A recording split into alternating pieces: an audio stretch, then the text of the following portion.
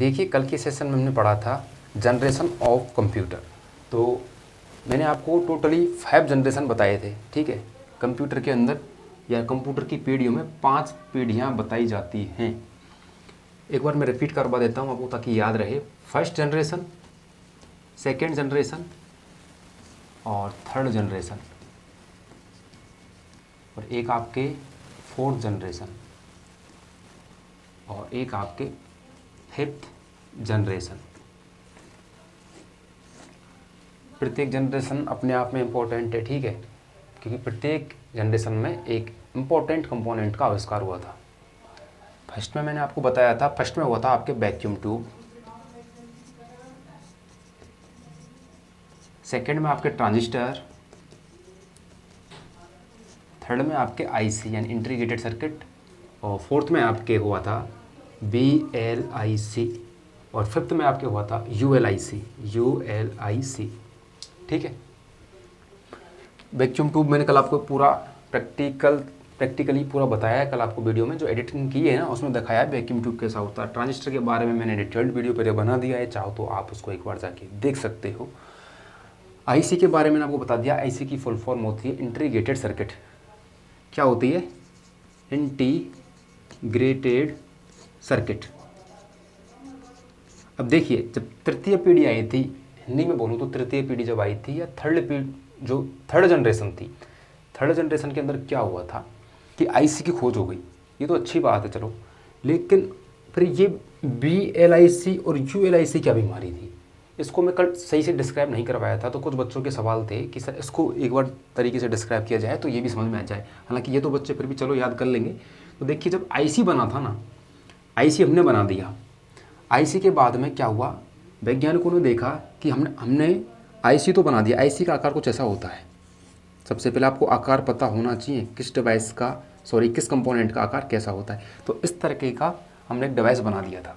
तो क्या किया, इस पीढ़ी के जो वैज्ञानिक आए, उन्होंने क्या किया कि एक सर्किट बनाया और सर्किट पर एक से अधिक आईसी को जोड़ दिया, ठीक है। और ये देखा कि काम जो है ना पहले से फास्ट हो रहा है और समय भी कम लग रहा है। तो इसके हायर वर्जन को, यानी कि इस आईसी से इसके बनने को बोल दिया उन्होंने BLIC, यानी वेरी लार्ज इंटीग्रेटेड सर्किट। मतलब इससे बड़ा तो है ना ये। देखिए यहाँ पे तो केवल एक ही है, ये आईसी के अंदर कंपोनेंट तो केवल यही है, लेकिन इस जनरेशन में 4 लगा दिए। अब कितने लगाए थे उससे मतलब नहीं है, लेकिन कई आईसी को जोड़ के कई आईसियाँ ली और उनको यहाँ पे सेट कर दिया एक परिपथ में, एक परिपथ बना दिया। अब उसका नाम रख दिया BLIC, very large integrated circuit. ये इसका हायर रूप है। अब फिर 5वीं पीढ़ी आई तो देखा गया कि यार ये भी थोड़ा इतना फास्ट नहीं है। तो इसी परिपथ को और बिल्डअप किया गया। इसी परिपथ को इसमें सबसे पहले तो क्या किया, आईसी के आकार को थोड़ा और छोटा किया, यानी मॉडर्न बना दिया। तो आईसी को और छोटा किया गया और बहुत सारी आईसीज को इस तरीके से लगा दिया, ठीक है। इस तरीके से ये अधिक भी हो सकती है, इससे कोई मतलब नहीं है। तो इसका नाम रख दिया इन्होंने ULIC, ultra large integrated circuit. तो इसको बोल दिया इन्होंने ULIC, ठीक है। और ये आपका BLIC। कभी नहीं बोलोगे मेरे हिसाब से। मेरे को लग रहा है आपको यदि यहाँ तक मैंने समझाया है ना, और आपने ईमानदारी से यदि सुना होगा और पढ़ा होगा, तो आप इसको बोल नहीं सकते। फर्स्ट जनरेशन में वैक्यूम ट्यूब, सेकेंड में आपके ट्रांजिस्टर, थर्ड में आपके इंटीग्रेटेड सर्किट IC, फोर्थ में आपके BLIC और फिफ्थ में आपके ULIC। समझने की दिक्कत ही नहीं है यार, कितना सिंपल सा टॉपिक है, आसानी से समझ में आ सकता है, ठीक है। तो अब नेक्स्ट क्लास देख रहे हैं अपन। अब नेक्स्ट स्टार्ट कर रहे हैं अपन इनपुट और आउटपुट डिवाइस, ठीक है। देखिए इस सेशन के अंदर हम इनपुट और आउटपुट डिवाइस के बारे में जो है सब कुछ कवर करेंगे, ठीक है। सबसे पहले हम इनपुट और आउटपुट डिवाइस के एग्जाम्पल देखेंगे। एग्जाम्पल देखने के बाद हम आगे एक एक इनपुट डिवाइस के बारे में और आउटपुट डिवाइस के बारे में पढ़ेंगे, कौन सा डिवाइस किस काम आता है।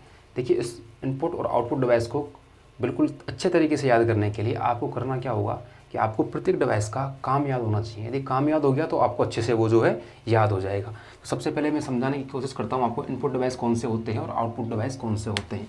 तो मैं एक बार यहाँ लिख लेता हूँ इनपुट और इधर लिख देता हूँ मैं आउटपुट। यहाँ इन लगा हुआ है, यहाँ पे आउट। इनका हिंदी में अर्थ होता है अंदर और आउट का होता है बाहर। और जब भी हम कंप्यूटर की परिभाषा देते हैं तो इस तरीके से एक डायग्राम बनाया जाता है। देखिए किस तरीके का होता है। हम यहाँ लिखते हैं इनपुट, यहाँ लिखते हैं प्रोसेस और यहाँ पर लिखते हैं आउटपुट। यानी ऐसी डिवाइस जिसको इनपुट दिया जाए और वो प्रोसेस करके एक अच्छा आउटपुट निकाले, उसको कंप्यूटर कहा जाता है। ये समझाने के लिए ऐसा डायग्राम बनाते हैं।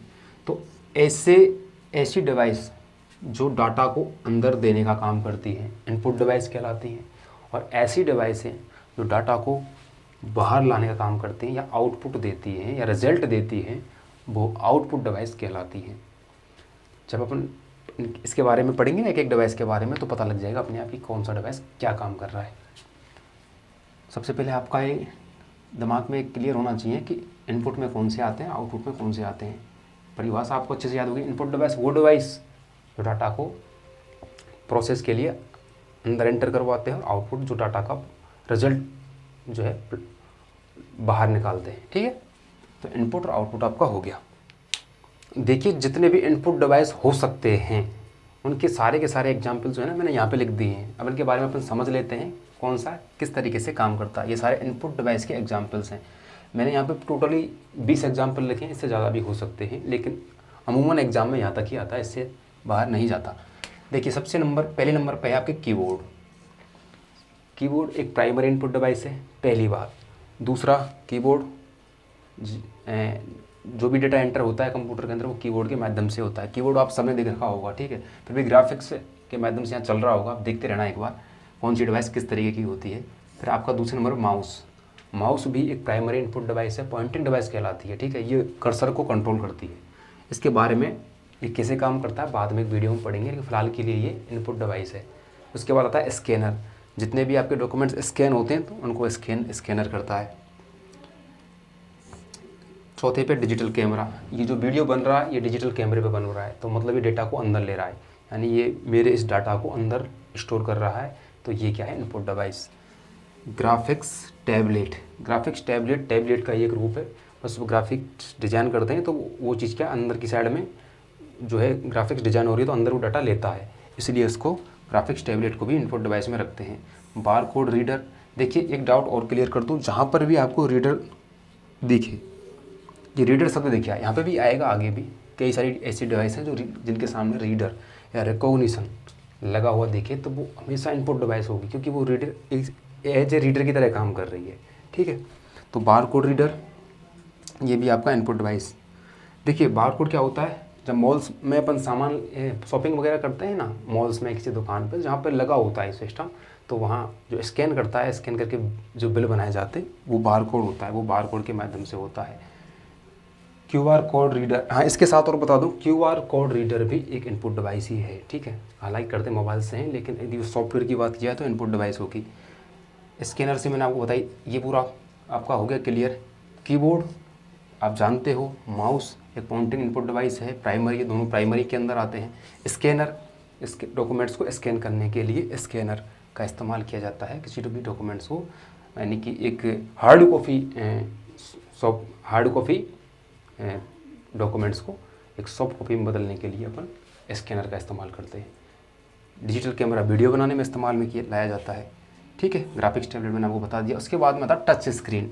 देखिए जब टच कर रहे हैं स्क्रीन को तो वो इनपुट उसको दे रहे हैं अपन, तो उसको इनपुट जब दे रहे हैं तो टच स्क्रीन भी इनपुट डिवाइस के अंदर ही आता है। वेब कैमरा, अब चाहे डिजिटल कैमरा हो, चाहे वेब कैमरा हो, चाहे कोई सा कैमरा हो, इनपुट डिवाइस के अंदर ही आएगा। ठीक है, क्योंकि वो डाटा अंदर लेता है। माइक्रोफोन, जैसे मैं ये माइक लगा हुआ है, इसको MIC भी बोलते हैं कभी कभार, तो ये माइक्रोफोन इनपुट डिवाइस है, क्योंकि डाटा अंदर ले रहा है, ये मेरी वॉइस को अंदर ले रहा है।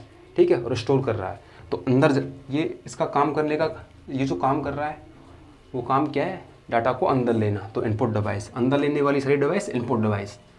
बायोमेट्रिक्स, जब भी अपन बायोमेट्रिक फिंगरप्रिंटिंग वगैरह से प्रेजेंट करते हैं तो वो डाटा अंदर लेती है, ठीक है। तो उसको भी बोलते हैं अपन इनपुट डिवाइस। बायोमेट्रिक से डिवाइस है इनपुट डिवाइस। कार्ड रीडर, मैंने कहा था जितने भी रीडर लगे हुए नेम हैं जिनके लास्ट में रीडर लगा हुआ है वो सारे के सारे इनपुट डिवाइस है। तो कार्ड को रीड करता हुआ स्वाभाविक सी बात है। इसके बाद में जॉयस्टिक। देखिए जब भी अपन गेमिंग वगैरह करते हैं तो जॉयस्टिक एक 180 या 360 डिग्री पर घूम जाने वाला एक डिवाइस होता है।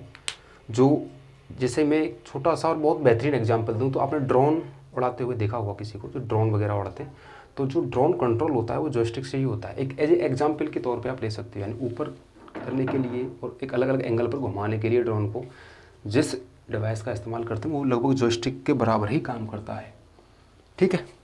उसके बाद लाइट पेन, ये लाइट पेन सिग्नेचर वगैरह करने का काम आता है, ठीक है, लेकिन इनपुट का ही काम करता है। OCR ऑप्टिकल करेक्टर रीडर, ठीक है। गेम पैड, जो गेमिंग वगैरह करते हैं अपन, जो खेलने का आता है, यार दोस्त बैठ के मिल के खेलते हैं गेम, बड़े LEDs पर खेल देते हैं जहाँ पे भी है, तो वो भी आपके इनपुट डिवाइस में आता है। लाइट गन इनपुट डिवाइस के अंदर आती है, ये भी गेम का ही एक पार्ट है। OMR ऑप्टिकल मार्क रीडर, इनके फुल फॉर्म याद रखना, optical mark reader. Optical mark reader जितने भी अपन एग्जाम्स देते हैं ना, जिसमें गोले काले करके आते हैं, वो सारा का सारा चेक होता है OMR के माध्यम से। OMR उनको चेक करता है, फुल फॉर्म है ऑप्टिकल मार्क रीडर। इन डिवाइस के बारे में पढ़ेंगे अपन, एक एक डिवाइस को बिल्कुल ही 3D के अंदर पढ़ेंगे, किस तरीके से काम करती है। ये अभी तो मैं खाली एग्जाम्पल बता रहा हूँ, क्या कितना इनपुट के अंदर कितने आते हैं और आउटपुट के अंदर कौन कौन सी डिवाइसें आती हैं। इसके अलावा है मैग्नेटिक कार्ड रीडर। मैंने बोला था आपको, जहाँ पे रीडर लगा हुआ दिखा है आपको उसको इनपुट डिवाइस ही रखना है। MICR magnetic ink character reader, ठीक है। ये बैंकिंग सिस्टम में काम आता है। बैंकिंग में चेक, बैंकिंग में जो चेक लगाते हैं तो उस पर एक इंक होती है, उसको उसकी पहचान करने की, ओरिजिनल है चेक या डुप्लीकेट है, उसकी पहचान के लिए MICR काम आता है। और एक होता है आपको फाइनली कार्ड रीडर, इसमें भी रीडर लगा हुआ है, तो ये भी एक इनपुट डिवाइस है। तो ये इनपुट डिवाइस के कुछ बेसिक से एग्जांपल्स मैंने आपको यहाँ पे लिख दिए हैं, आप एक बार इनको लिख लेना। हालांकि इनके बारे में अपन एक तरीके से डीप तरीके से पढ़ेंगे पूरा कि कौन सा डिवाइस किस तरीके से काम करता है, क्योंकि प्रत्येक बंदे ने इनका काम नहीं देखा है। क्योंकि देखो आपका MICR से कोई काम नहीं पड़ता, एक अमूमन आम जिंदगी में किसी बंदे का MICR से काम पड़ता है, नहीं पड़ता। ये बैंकिंग सिस्टम का एक कोर है, बैंकिंग सिस्टम में काम आता है, तो अपन का स्वाभाविक सी बात है काम नहीं पड़ता। इसके अलावा बहुत सी चीज़ें ऐसी हैं जो कमर्शियल हैं, कुछ ऐसी हैं। हालांकि अपन हमें से अधिकतर जो अमूमन हमने जो कुछ देखा है ना, तो वो एक बेस्ट चीज़ तो ये देखी, हमने कीबोर्ड को देख रखा है, माउस को देख रखा है, स्कैनर देख रखा है, कैमरा सबने देख रखा है। कुछ चीज़ें हैं जो मैंने देख रखी है, कुछ चीज़ें ऐसी हैं जो मैंने नहीं देख रखी है, ठीक है। तो अब इसके बाद अपन देखते हैं आउटपुट के एग्जाम्पल क्या क्या हो सकते हैं। देखिए ये कुछ उदाहरण आउटपुट डिवाइसेस के हैं। कौन कौन सी डिवाइस हैं जो आउटपुट हैं। सबसे पहले नंबर पे है मॉनिटर। मॉनिटर आपका कंप्यूटर की स्क्रीन, उसको बोलते हैं मॉनिटर। तो मॉनिटर एक आउटपुट का काम करता है, वो हमें आउटपुट ला के देता है, स्क्रीन पर शो करता है यानी। तो मॉनिटर क्या है, एक आउटपुट डिवाइस। इसके अलावा स्पीकर साउंड निकालता है। देखिए आप मेरे बोलने से लग रहा होगा कि आउटपुट बाहर दे रहा है, तो speaker, monitor soft copy provide करवा रहा है बाहर की साइड, तो आउटपुट, स्पीकर भी आउटपुट। प्रिंटर हार्ड कॉपी उपलब्ध करवाता है, यानी प्रिंट जब देते हैं तो डाटा बाहर की ओर निकालता है, तो प्रिंटर क्या है, आउटपुट। प्रोजेक्टर बड़ी बड़ी क्लासेज लगती हैं, सेमिनार वगैरह होते हैं तो प्रोजेक्टर होता है। या फिर सिनेमा में जब पिक्चर देखने जाते हैं अपन, तो जो पिक्चर देखते हैं वो सारा का सारा जो पर्दा चलता है वो सारा प्रोजेक्टर के माध्यम से चलता है, उसको बोला जाता है प्रोजेक्टर, ठीक है। प्रोजेक्टर से सारी मूवी चलती है। फिर प्लॉटर, अधिकतर बच्चों के प्लॉटर समझ में नहीं आता। देखिए प्रिंटर का एक बड़ा रूप होता है प्लॉटर। अब इसको याद करने का तरीका क्या है, प्रिंटर और प्लॉटर, यानी कि एक प्लॉट के अंदर ऐसा प्रिंटर जो एक प्लॉट के अंदर आए, क्योंकि फ्लैश के बैनर वगैरह छपते हैं ना, बड़े से बड़ा जो ऐड बनता है, तो उसको प्रिंटर से तो प्रिंट नहीं कर सकते, तो उसके लिए डिज़ाइन किया गया है प्लॉटर। तो प्लॉटर एक बड़ा प्रिंटर होता है जो फ्लैश के बैनर या बैनर वगैरह एडवर्टाइजमेंट में जो काम आता है। तो प्लॉट से आप याद कर सकते हो प्लॉटर, ठीक है। Doubt clear. हेडफोन्स, जो हम गाने वगैरह सुनते हैं, हेडफोन लगा के, हेडफोन्स क्या है, आउटपुट डिवाइस, राउटर भी आउटपुट डिवाइस है। टच स्क्रीन, देखिए ये चीज़ें कॉमन है, ये इनपुट में भी आएगा और आउटपुट में भी आएगा। यदि टच करके डाटा अंदर दे रहे हैं तो इनपुट में आएगा, और डाटा बाहर आ रहा है, कुछ आउटपुट आ रहा है तो आउटपुट के अंदर आएगा, ठीक है।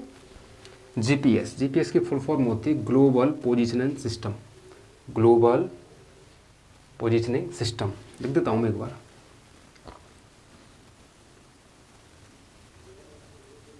पोजिशनिंग सिस्टम, साउंड कार्ड और वीडियो कार्ड, ठीक है, ये दोनों आउटपुट डिवाइस ही है, ठीक है। तो ये आपके आउटपुट डिवाइस के पूरे एग्जाम्पल हो गए। आशा करता हूँ आपको ये सारे समझ में आ गए होंगे।